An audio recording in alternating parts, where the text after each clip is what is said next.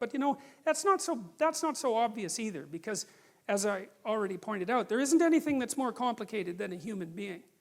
And so the idea that the divine is something that's at least as complicated as a human being strikes me as something that's actually quite reasonable. And I know it's a metaphor, although I don't know to what degree it is a metaphor, and it's also something that's embodied. And that's also a very interesting notion, because it's become increasingly obvious as we've tried to do such things as produce artificial intelligence, that it's very difficult to produce an intelligence or perhaps a consciousness that isn't embodied in some manner. It can't be just a spirit without form. And I think that's part of the reason too why Christianity puts so much emphasis at the end of time on the resurrection of the body, because there's a drive in there to ennoble the idea of the body, not just the spirit, the consciousness that floats abstractly above the body, but to say that, no, you can't do that. You can't just shed that part of you that's heavy and material, so to speak, and leave it behind as if it's of no value. You have to ennoble that as well. And that idea is also linked to the representation of God as a human being, and as a wise human being, and as something that's embodied. And so, at least from the metaphorical perspective, I don't think it's reasonable just to brush your hands across it and say, well, that's primitive. Because I don't think it is. I don't think it's primitive at all.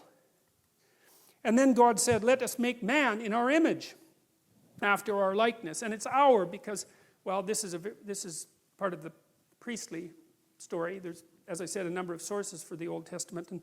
And in the priestly version, if I remember correctly, it's Elohim.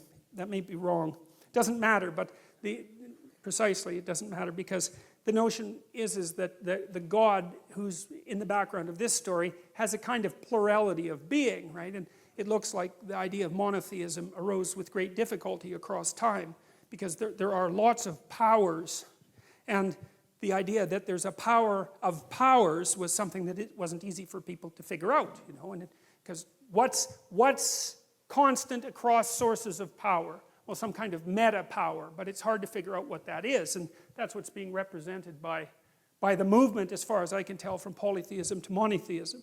It's the observation that there are powers that determine the destiny of people, at least in part, that you're subject to. And then the idea that there's something common across all those powers that you can represent, partly, say, with the idea of the sun rising in the morning and fighting its way out of the darkness at night, and that's associated with consciousness and sovereignty. There's see, one of the things that bothers me about simple-minded atheism, and I would say the simple-minded atheism is of the sort that regards these stories as nothing but simple superstitions, is that it's very, very poorly informed. Because whatever these stories are, they are not merely simple superstitions. They weren't conjured up by some cabal of priests to bamboozle the masses, even though they were used for that purposes from time to time. It's much, much more complicated than that. They have a very ancient lineage, and they're tied together with all sorts of other stories. And there's an emergent wisdom in them, and I think the right way to view them is as the birthplace of sophisticated philosophical ideas. And so you have to wrestle with these stories. You can't just...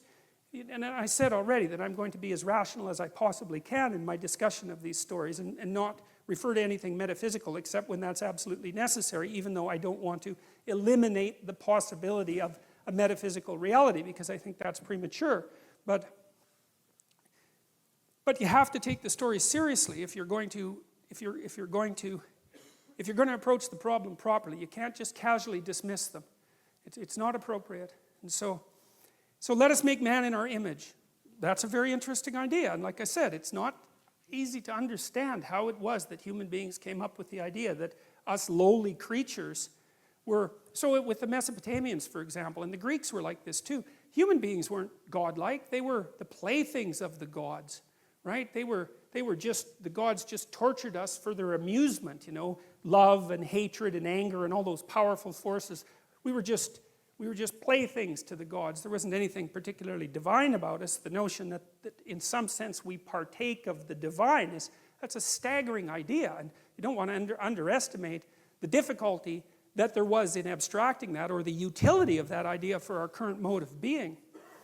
Let them have dominion over the fish of the sea, and over the birds of the heavens, and over the livestock, and all the earth, and over every creeping thing that creeps on the earth.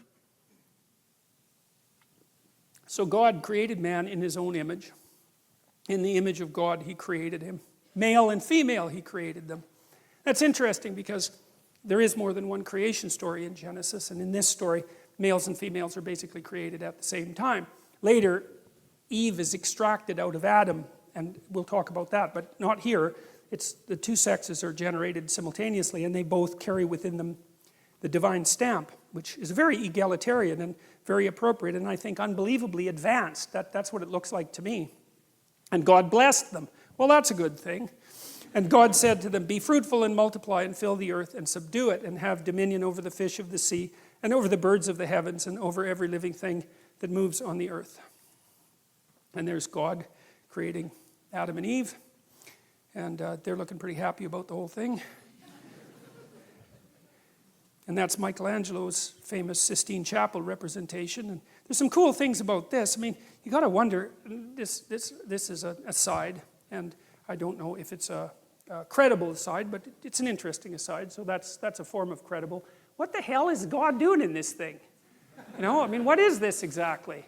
And so there's been some interesting answers to that, and this is one of them. So there was a group of scientists about 20 years ago that were remarked on the precise analogy between this structure and the brain bisected down the middle. And of course, Michelangelo was one of the first people who did detailed dissections, and so they felt that Michelangelo had put God inside the brain for some reason, and that seems to me to be associated with the notion that there's an analogy or a metaphorical identity between the notion of whatever God is and the structures that give rise to consciousness. And I think we really underestimate the degree to which consciousness is both, say, miraculous and not understood. I mean, you know, you have what appears to be an entirely material substrate, yet here you are, aware and self-aware and able to generate the world merely in some sense by looking at it. It really is remarkable, and that consciousness is dependent on something that wells up from deep within that material substrate that we don't understand at all. It's really a crazily remarkable thing, you know. And you hear a lot about scientific reductionism, but I'll tell you something that's kind of interesting, and it's a tangent too. You know, the guy that discovered DNA, I think it was Watson, and it's Watson and Crick, but I don't remember who wrote this book, but one of them, I don't remember which one, he believed that DNA was so complicated that it had to come from space. He didn't believe it could have possibly evolved on Earth. And so, like a lot of these people who are used as exemplars of scientific reductionism aren't like that at all when you actually read what they had to say, right? They were very aware of the limits of their own knowledge. And I mean, DNA is something really quite spectacularly remarkable. It's an eternal substance. It's been around for a very long time, and the idea that we understand it is a very stupid idea. And I would say that the same thing applies to the brain. Like we're scratching away at the surface of something we don't understand at all. And so it's quite interesting, I think, that, and maybe Michelangelo had enough gall to do that. It's certainly possible. I mean, he had enough gall to do dissections when the cost of that was death. You know, he had to rob corpses essentially to go and do it. So he wasn't, I would say, not particularly politically correct. So that's kind of interesting. And there's another representation of the same thing. And that's a funny one. I had to throw that in. I don't know how many of you know this, but there's this joke in the atheist community. I think it might have been started by Richard Dawkins, but that might be wrong, that it was just as reasonable to believe in the flying spaghetti monster as it was to believe in God. And that's the flying spaghetti monster, by the way. And so that's called touched by his noodly appendage. And anyways, it's not very sophisticated, but it is funny. So. And God blessed them, and God said to them, be fruitful and multiply and fill the earth and subdue it and have dominion over the fish of the sea and over the birds of the heaven and over every living thing that moves on the earth. And God said, behold, I have given you every plant yielding seed that is on the face of all the earth and every tree with seed in its fruit. You shall have them for food. And to every beast of the earth and every bird of the heavens and to everything that creeps on the earth, everything that has the breath of life, I have given every green plant for food. And it was so. And God saw everything he had made, and behold, it was very good. And there was evening and there was morning, the sixth day. Thus the heavens and the earths were finished, and all the host of them. And on the seventh day God finished his work that he had done, and he rested on the seventh day from all his work that he had done. So God blessed the seventh day and made it holy, because on it God rested from all his work that he had done in creation. And I like that too, you know. I did a lot of counseling work with people who were, coaching work, I guess, with people who were fairly spectacularly successful, and they were usually workaholics. You know, they're the sort of people that were like, they'd work 80 hours a week, just non-stop. That's just what they were like. And one of the things we were always trying to figure out was, well, how much should you work? Because one answer is you just work till you die, right? I mean, you just exhaust yourself. And well, that's not a good idea. And then you have to figure out why that isn't a good idea. It's got to be something like this, is that you don't want to do so much work that the amount of work you do interferes with the amount of work that you could still do, right? Because if you work like mad for 2 weeks and then you have to lie in a hospital bed for a month, that obviously isn't very productive. So you have to figure out how much you can work diligently, and then how much you have to recuperate so that you can get back up and work again. And you know, people have basically settled on something like this and given it the divine imprimatur. That's one way of thinking about it, which is, well, you can toil away for 6 days, and no wonder, because you have to work, but you should rest at least 1 day out of 7, because otherwise, well, you don't appreciate life. That might be part of it. And plus, I think it's more a matter of iterability.